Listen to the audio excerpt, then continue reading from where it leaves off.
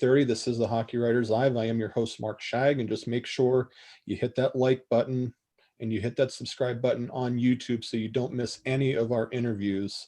Like I said, we'll continue to try to go weekly as we go throughout the season here. So don't miss any of these interviews. So let us introduce our panel tonight. First off, we are going to introduce our Rangers writer, and that is going to be Brendan Azoff. Hello, Brendan. Might take a minute to pop him in here, but there he is. Hi, Brendan. How you doing, Mark? Good. How are you? Doing well, man. Doing well. Good. And then our Montreal writer is going to join us, and that is Melissa Boyd. Hello, Melissa. Hi, Mark. How are you? Good. How are you? Good, thanks. Good. And then our Winnipeg Jets writer who's been on the show before, Declan Schroeder, is going to join us. Hello there.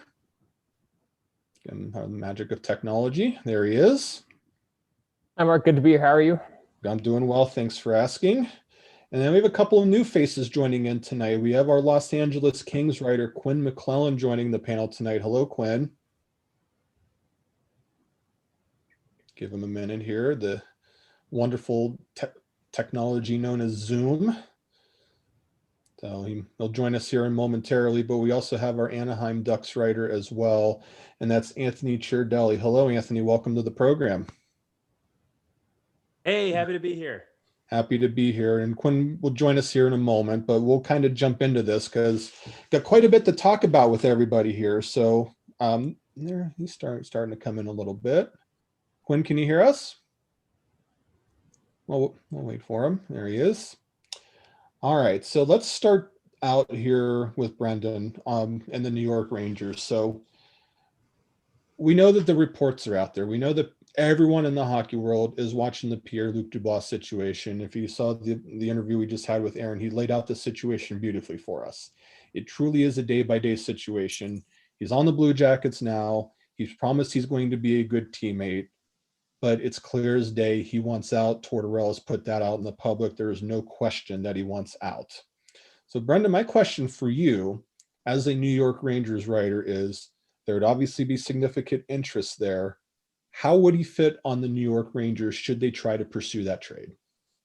I think he's the perfect option for the New York Rangers. It's been well known and well documented that they're looking for that second line center to slot in behind Zibanejad, somebody who's 22 years old in Dubois that can slot in. That's won 52% of his draws this year. Seems like the ideal fit. He's on a 2-year, $10 million contract. He's an RFA after that. He's still controllable. They're a young hockey team. They're the youngest team in the NHL. And to improve a position of need while staying at that young level and still being ready for the future, I think is a no-brainer for this team to want to go after him. Melissa, I'll go to you. You cover the Montreal Canadiens for us. And if you want to talk about peas in a pod or anything that just pig and mud, anything that goes together beautifully, Pierre-Luc Dubois and the Montreal Canadiens fit together like the perfect puzzle piece. But just fill us in on where the fit would be should he end up back there. Yeah, it's interesting actually, because if we were having this conversation even last year, obviously he would fit in beautifully on our team because we were obviously, the team was obviously lacking depth at center.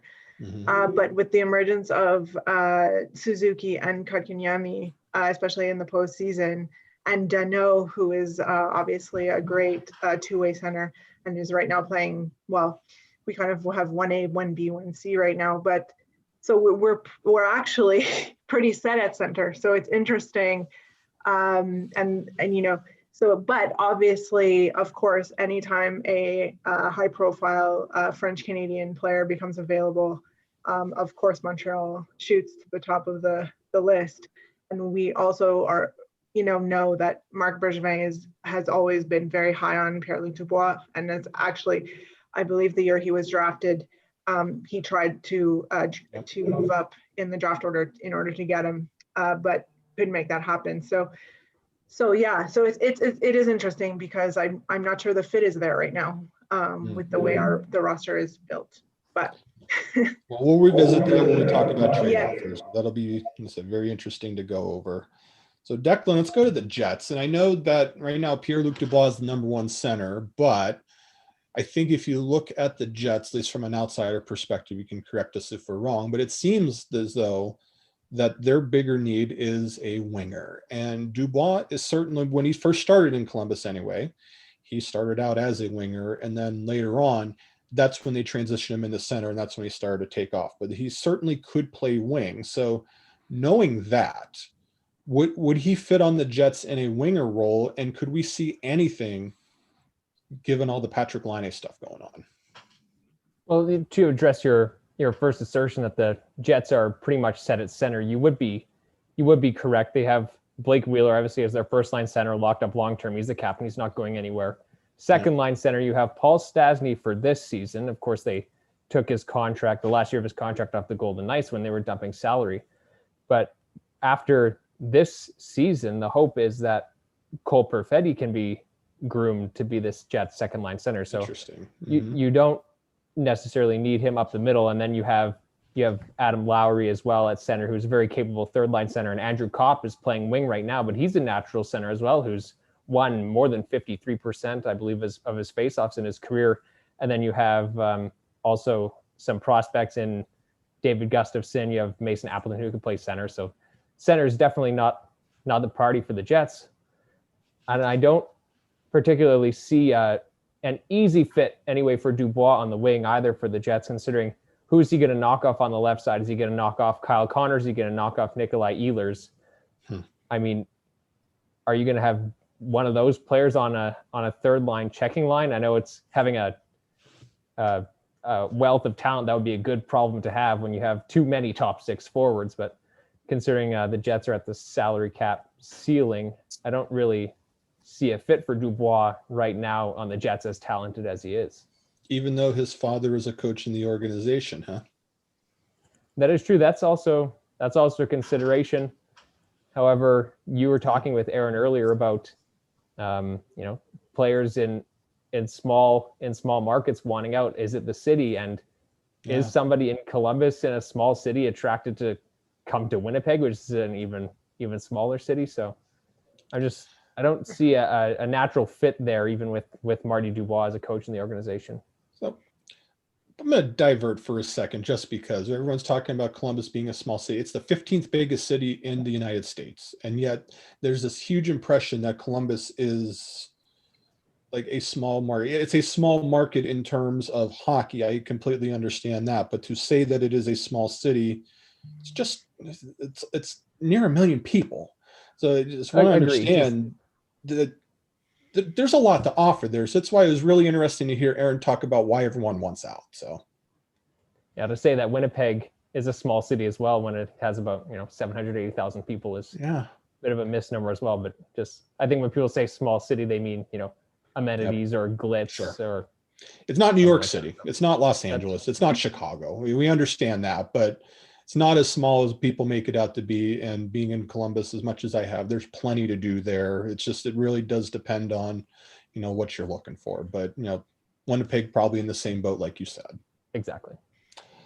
So let's flip out west here. So Quinn is our Los Angeles Kings writer. And if you want to talk about a team that has a prospect pool as deep as the Pacific Ocean, to look no further than the Los Angeles Kings. So I wonder, my question for you, Quinn, is the fit there now, given that they're in pretty much a rebuild where they have an interesting combination of veterans and some youngsters coming up, but just describe the fit to the Kings. Would he fit now, and just how well would he fit? Well, I think he'd definitely fit if he plays on the left wing, because most of their prospects are centers. As they have Byfield, who's a center. They have Velarde, who's a center. Kaliev's the right wing. So I think he'd really fit on the left wing, and he definitely slotted on their first line. And he really fits in with the team. Like, he throws a hit per game. He has size and speed. He'd fit on that line with Dustin Brown and Kopitar, who both have size and throw hits. And I think he'd also be really good for the future too, as he's a really young player, first line player, and has lots of potential. 22 years old, signed this year, signed next year, and you still maintain his rights. So we'll talk about it in a minute here when we get into trade offers, but with as many teams that would be interested in kind of a once in a lifetime trade situation, you don't get players like this that become available often. It's going to take a boatload to land them because there will be so many interested parties. So that leads me to the Ducks and Anthony. Again, kind of similar to the Kings, the Ducks have some interesting prospects that are out. Like I could look at Trevor Zegras and his performance at the World Junior Championship. I look at a Jamie Drysdale again in the World Championship. The Ducks have some very interesting prospects, but they're also a very young team as well. So it seems like that it would be just a natural fit to get a 22-year-old center to go into that team. Do you agree with that assessment? Just what do you see there? Absolutely. I mean, talking about fit, DuBois is going to basically be the French fry in your California burrito here down here in Southern California.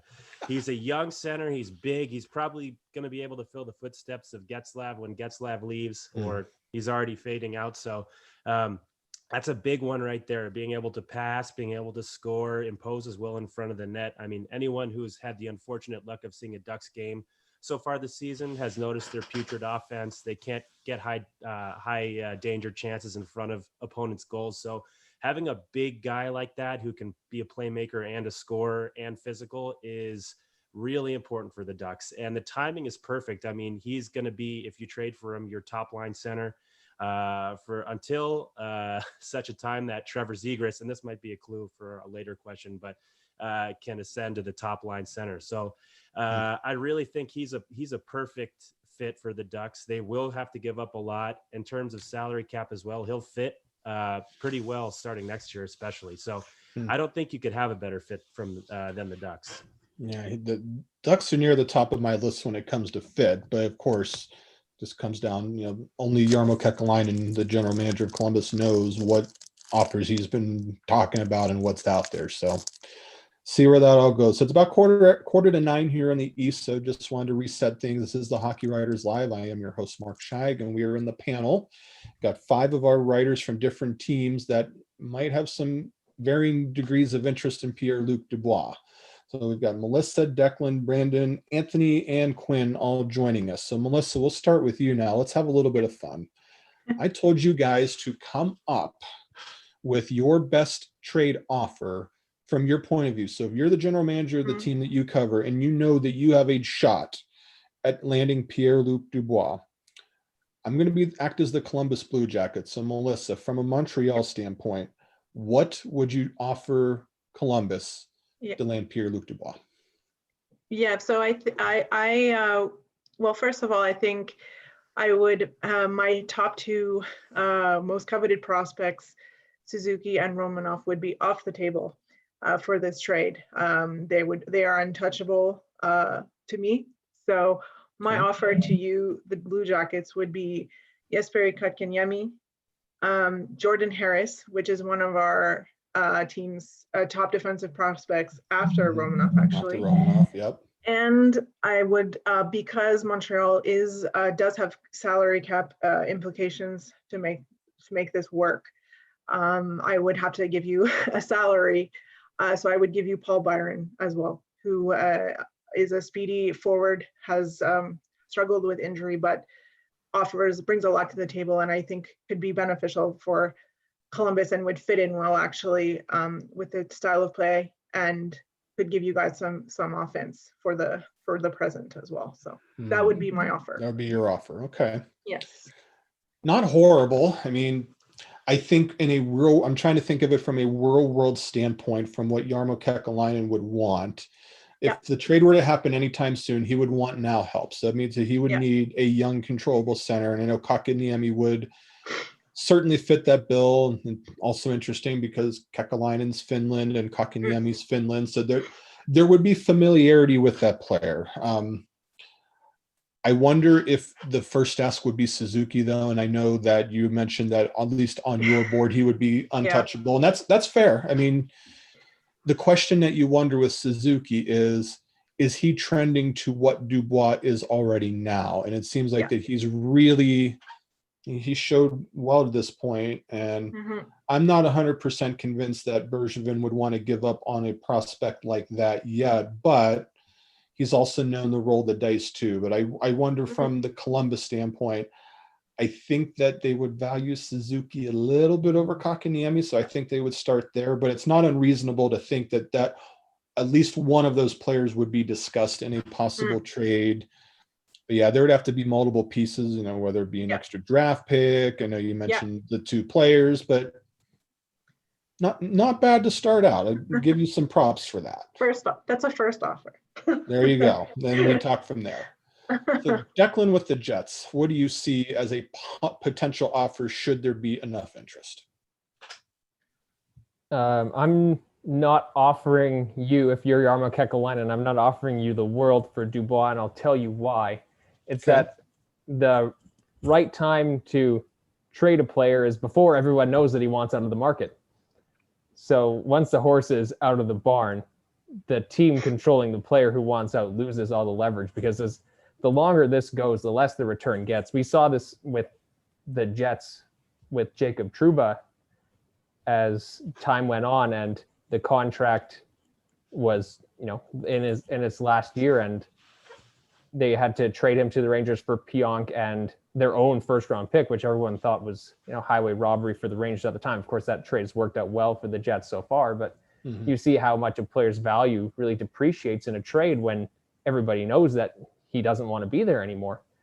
So the most I'm offering for Dubois, if I'm Kevin Cheveldayoff, is a player like Jack Roslovic or Sami Niku or Mason Appleton, and perhaps a first round or a second round draft pick. But even the first round pick is a tough sell if I'm Cheveldayoff, because I've only sold my first round pick away twice in my entire franchise, and one time I got it back. So he's not so prone to part with top picks. But it depends on where the Blue Jackets are later in the season. Like you were saying with Melissa, if Kekalainen wants now help, then that offers pretty useless. But if he's deciding that the season's a wash and he's building to the future, it might be a little bit more attractive. So it really depends on where the Blue Jackets land up. And there's another complication with a trade to a Canadian market, is that he would have to quarantine for 2 weeks. And, do the Jets want to trade for somebody who's going to miss, potentially 6 or 7 games in a condensed schedule over 2 weeks when you're trading away assets, right? So it would be complicated. It would be. And, I think it's fair to say that although the rumors are juicy and the reports are out there about a potential interest, it seems like that one would be a little bit of a tough sell, especially if the Blue Jackets are valuing a center and a young center.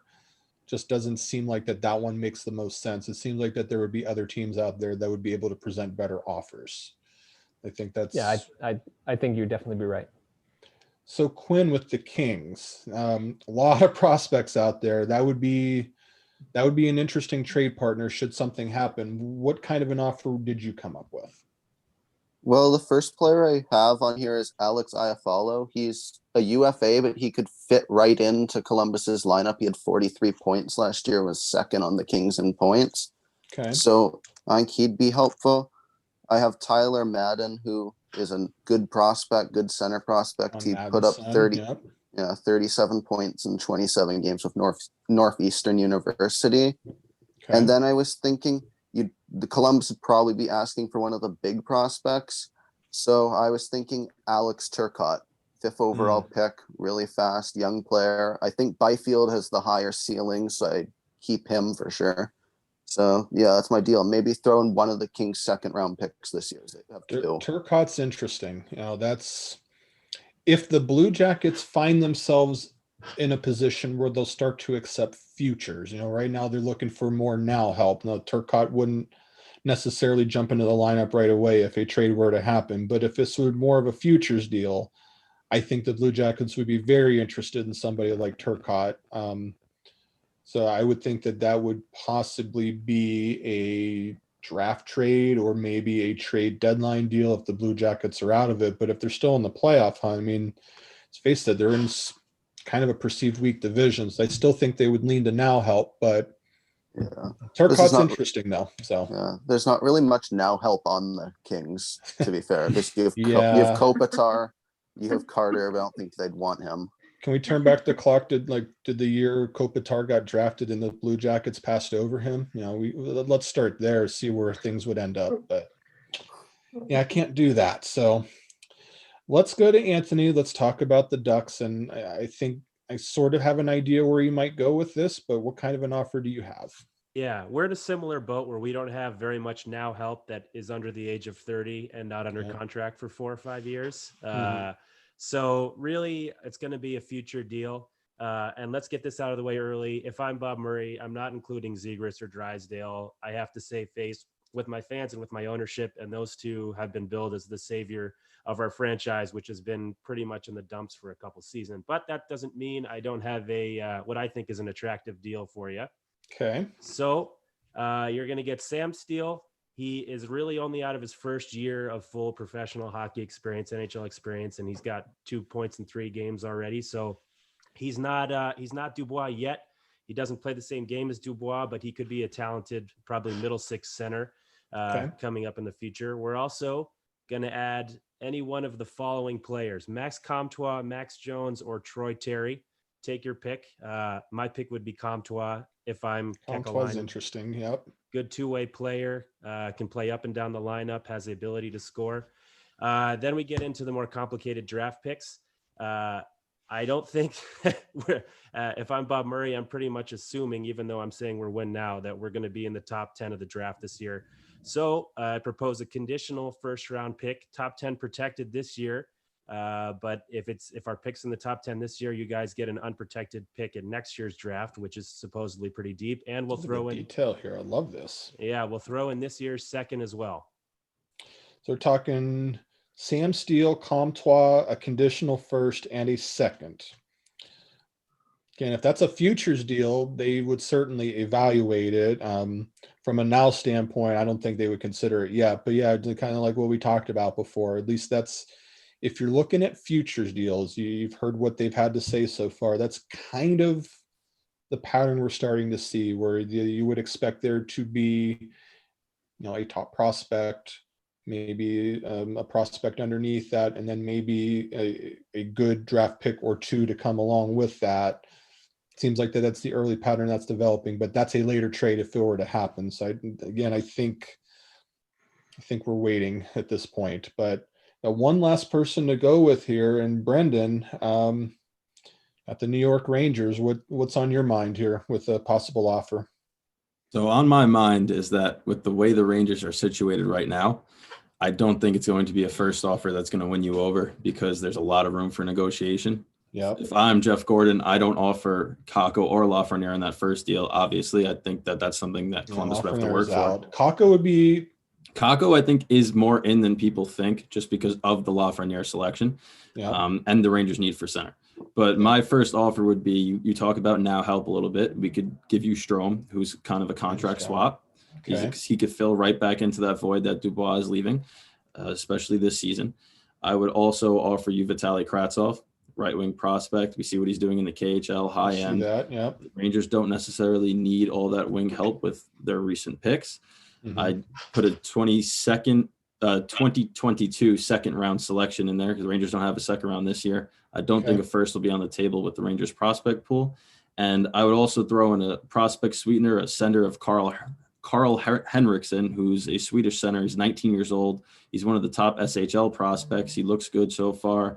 He's developing into the man's game, but he dominated Sweden's junior team. Or Matthew Robertson, who's a top defensive prospect for the Rangers as well. Yep. That way you could still have some future help. But I think that for the Rangers standpoint, it leaves a lot of room for negotiation, because if Columbus can ask for more, the Rangers can manipulate. And they're one of the few teams in the interest of Dubois that has the ability to offer both now and future help. Yeah, and if there's anybody that would know Dubois as well, that would be one John Davidson as well. So correct. They have the Panarin connection too. It's a very interesting scenario, because they also have Edel that you could swap with Strome if that comes up. But I think that holds too much salary weight, considering how close the Rangers are to the cap. Yeah, the only thing that I worry about, though, is I know they're not in the same division this year, but they're normally Metropolitan Division rivals. I'm just not sure how willing they'd be able to want to do business like that, even though the familiarity is there. That'd be really tough to keep them in the division. So sending him to a different division, sending him to Anaheim or LA would be good. Montreal would even be okay because at least that's the Atlantic, Winnipeg in the other conference. So I think that would be their preference. But just my own take here. If they're willing to talk about Capo Caco, I think you might have something interesting there from trying to figure out a trade standpoint, and also combining now because he'd be obviously able to go into the lineup now, but then it'd also address the future as well to try to get something for him. Though, even though the leverage might go down, there's still enough teams that would be interested in him that it could turn to a little bit of a bidding war. So I'm going to leave you guys. I got one last question for you, and it'll just be kind of a quick hitter for everybody. If you were just imagine you're the general manager of Columbus now, and you know that you've got a player that wants out. So just kind of a yes or no and a quick reason why. And Brendan, we'll start with you again. Would you trade Pierre-Luc Dubois now, knowing that it could be a distraction, or would you wait out the season? If I had an offer that was reasonable, yes, I'd trade him out. I'm a big proponent of the locker room has to be gelling in order to have success.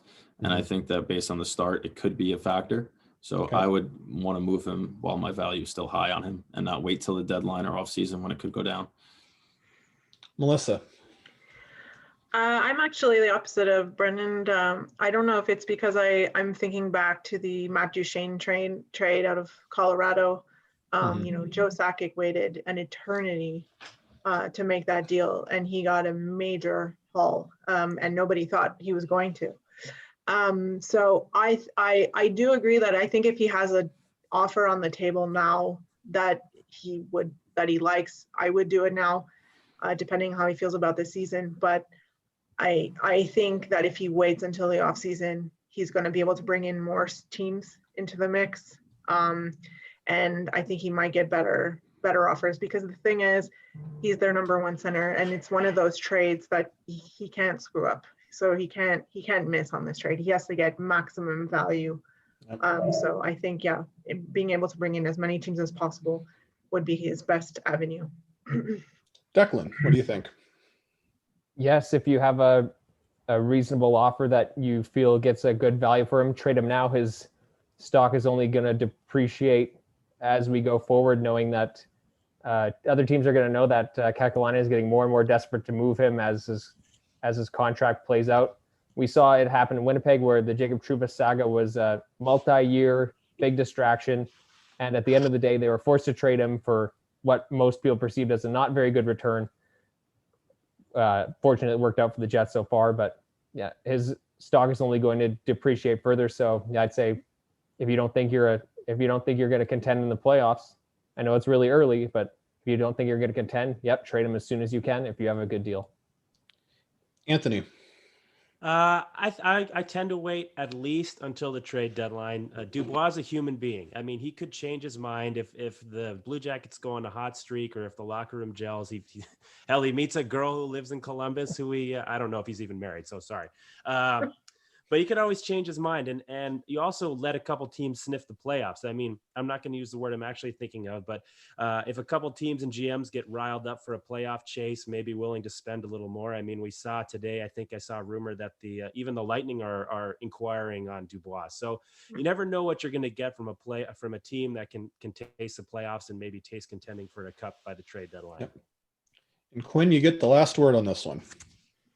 Well, if I was Columbus, I'd wait until I get the offer I want. So I'd do the trade whenever I get the offer. I wouldn't really care if it was early in the season or late in the season. I'd just be looking for the offer I want and then take it when you get it. So I'd hope, because he doesn't have the leverage, as he's an RFA still, they'll be able to probably keep him if they don't trade him, because I don't think a team's going to give up all those picks. So I'd just wait until I get the offer that I want.